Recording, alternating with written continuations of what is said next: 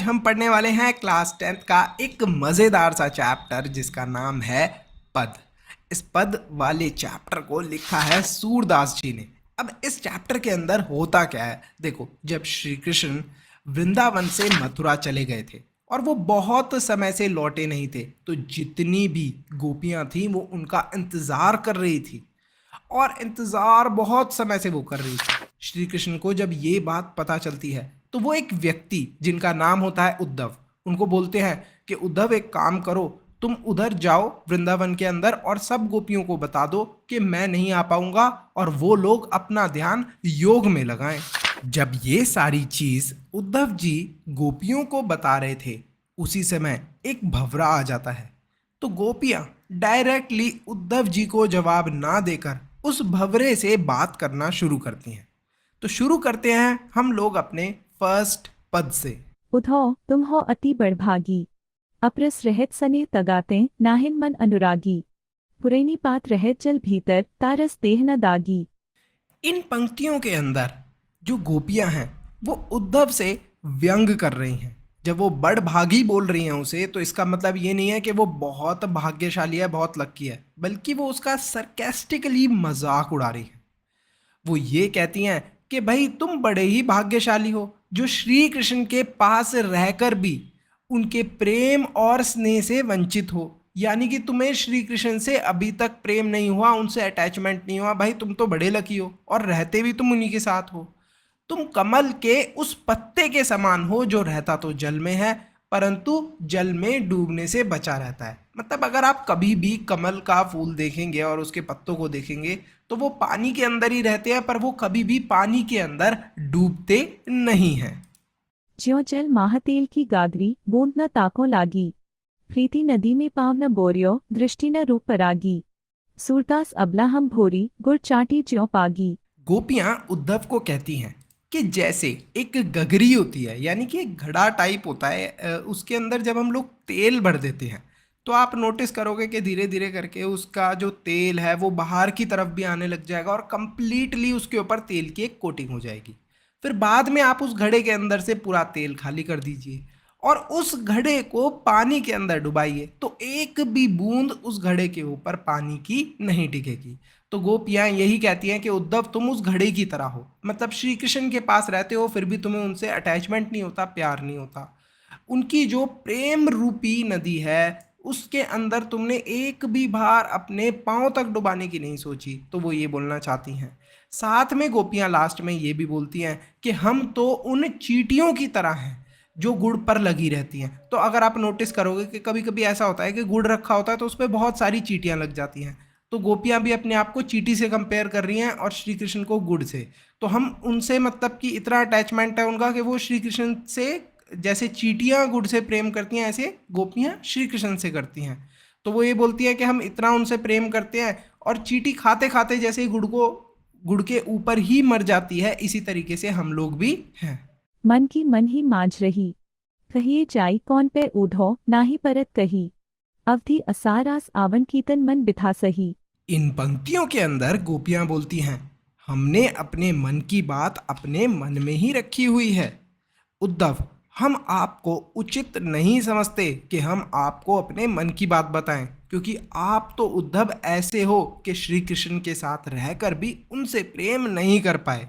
तो इस तरीके से गोपियां उन्हें कहती हैं, बोलती हैं कि हम इतने समय से इंतजार कर रहे थे श्री कृष्ण का कि वो कब आएंगे, हम अपने मन की बातें उनसे कहेंगे, लेकिन अभी भी हम अपने मन की बात अपने मन में ही रखेंगे। अब इन जोग संदेशनी सुनि सुनि बिरहिनी बिरह दही, चाहती होती कुहारी चितही तय उठते धार बही, सूरदास अब धीर धरही क्यों मर ज्यादा न लही। इन पंक्तियों के अंदर गोपियां उद्धव से कहती हैं कि अभी तक तो हम उनका इंतजार कर रहे थे, चुपचाप बैठे हुए थे, पर अब उन्होंने वही काम किया है जो घी आग के अंदर करता है। अब घी आग के अंदर क्या काम करता है? घी को अगर आप आग के अंदर डाल दोगे तो आग बढ़ जाएगी। इसी तरीके से वो गोपियां अभी तक चुप बैठी थी, लेकिन जो श्री कृष्ण ने योग संदेश दिया है उसे सुनकर अब वो और ज़्यादा गुस्से में हो गई हैं, यानी कि नाराज हो गई हैं। जब हमें तकलीफ होती है तब हम अपने रक्षक के पास यानी कि श्री कृष्ण के पास जाना जाएंगे। लेकिन अभी तो हमारी तकलीफ का कारण ही श्री कृष्ण बने हुए हैं, वो हमें दुख दे रहे हैं। प्रेम के बदले प्रेम नहीं मिल रहा हमें। अब हम अपनी मर्यादा में नहीं रहेंगे। अब गोपियां ऐसा क्यों कहती हैं? देखो, अभी तक वो चुप थी, किसी से कुछ नहीं बोल रही थी, पर जब श्री कृष्ण ने ऐसा किया है तो वो अपनी मर्यादा को क्या कर रही हैं? अपनी मर्यादा में नहीं रह रही हैं। वो ये कह रही हैं कि अब हम मर्यादा में नहीं रहेंगे, और एक दूसरे व्यक्ति को, जो बात उन्हें श्री कृष्ण को बतानी चाहिए थी, उसे छोड़कर किसी दूसरे व्यक्ति को ये बात बताएंगे। तो वो उद्धव ही है दूसरा व्यक्ति जिसे वो ये सारी बात बता रही हैं। हमारे हरिहारिल की लकड़ी मन क्रम बचन नंद नंदन और यह दृढ़ करी पकड़ी जागत सोवत स्वप्न दिवस निसी कान्ह कान्ह चक्री। इन पंक्तियों के अंदर गोपियां एक पक्षी की बात करती हैं। एक पक्षी है जिसे हारल नाम की लकड़ी बहुत पसंद होती है, तो वो हमेशा उसके साथ रहता है। इसी तरीके से जो गोपियां हैं वो श्री कृष्ण के साथ रहना चाहती हैं। वो ये बोलती हैं कि हमने मन क्रम वचन से, हमने दिल से श्री कृष्ण को अपना माना है। ठीक है, जगते सोते सपने में रात में सिर्फ और सिर्फ किस चीज का उन्हें याद रहता है? श्री कृष्ण का याद रहता है। सुनत जोग लागत है ऐसो ज्यो करुई ककरी सुतो व्याधि हमको ले आए देखी सुनी न करी यह तो सूरत नहीं ले सौंपो जिनके मन चक्री डंडा। गोपियां उद्धव को बोलती हैं कि ये जो आप संदेश लेकर आए हो योग का, ये हमें कड़वी ककड़ी की तरह लग रहा है। देखो, हमको तो सिर्फ श्री कृष्ण से प्रेम है, उन्हीं को हमने मन में दिल में हर जगह बसाया हुआ है।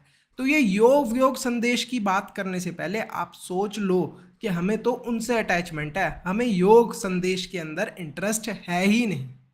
फिर वो बोलते हैं कि ये जो योग संदेश है ये उनको दो जिनका मन चंचल हो, यानी कि जिनका मन इधर उधर बार बार भटकता रहता हो। हरि है राजनीति पढ़ी आए समुची बात कहत मधुकर के समाचार सब पाए एक अति चतुर होते पहले ही अब गुरु ग्रंथ पढ़ाए बड़ी बुद्धि जानी जो उनकी जोग संदेश पठाए। इन पंक्तियों के अंदर गोपियां ये कहती हैं कि श्री कृष्ण को अब अच्छी खासी राजनीति की जानकारी हो गई है, समझ हो गई है, इसीलिए उन्होंने तुम्हें यहाँ भेजा है। अब वो ये सारी बात जो मधुकर है, यानी कि जो भौरा है, उससे कर रही हैं, पर उन्हें अच्छे से पता है कि ये सारी बात और लोगों को भी सुनाई दे रही है। तो इनडायरेक्टली वो एक तरीके से बात कर रही थी, दिखाने के लिए लोगों को भौरे से बात कर रही थी, पर सबको सुनाई भी दे रही थी बातें। कृष्ण जी तो पहले से ही बहुत चतुर थे। ठीक है, अब मथुरा जाकर जब उन्होंने अलग अलग ग्रंथ पढ़े हैं तो और ज़्यादा उनकी बुद्धि का विकास हो गया, वो और ज़्यादा समझदार हो गए। ये बोलना चाहती हैं गोपियाँ। उधौ भले लोग आगे के पर हित दौलत थाए अब अपने मन फेर पाए हैं चलत जो होते चुराए थे क्यों अनीति करे आपुन जे और अनीति छुड़ाए राज धर्म तो यह सूर जो प्रजा न जाहि सताए। इन पंक्तियों के अंदर गोपियां उद्धव को ये कहती हैं कि उद्धव, तुम एक भले इंसान हो, मथुरा जाकर श्री कृष्ण को ये बोलना कि जो हमारा मन है, यानी कि जो हमारा इच्छा है, वो सब श्री कृष्ण अपने साथ ले गए हैं। साथ ही में वो जो लास्ट की दो लाइनें हैं ना, उनके अंदर वो ये मैसेज देती हैं कि जो राजा है उसका धर्म ये होता है, सबसे पहला धर्म, कि उसकी प्रजा को कभी भी कोई भी नुकसान ना हो। लेकिन यहाँ पर देखो, राजा की जो प्रजा है, यानी कि हम गोपियाँ हैं, हम बहुत दुखी हैं, हम बहुत परेशान हैं, और हमें कष्ट भी कौन दे रहा है? श्री कृष्ण, यानी कि मथुरा के राजा। यहीं पर जो हमारा चैप्टर है वो फिनिश होता है। Thank you so much for watching. देखो, इस चैप्टर से जो भी इंपॉर्टेंट क्वेश्चन आंसर्स एग्जाम में आते हैं, वो क्वेश्चन आंसर्स आपको मिलेंगे कैसे? आप जैसे ही इस चैनल को सब्सक्राइब करोगे, इसके साथ में ज्वाइन का बटन आएगा। अब ज्वाइन के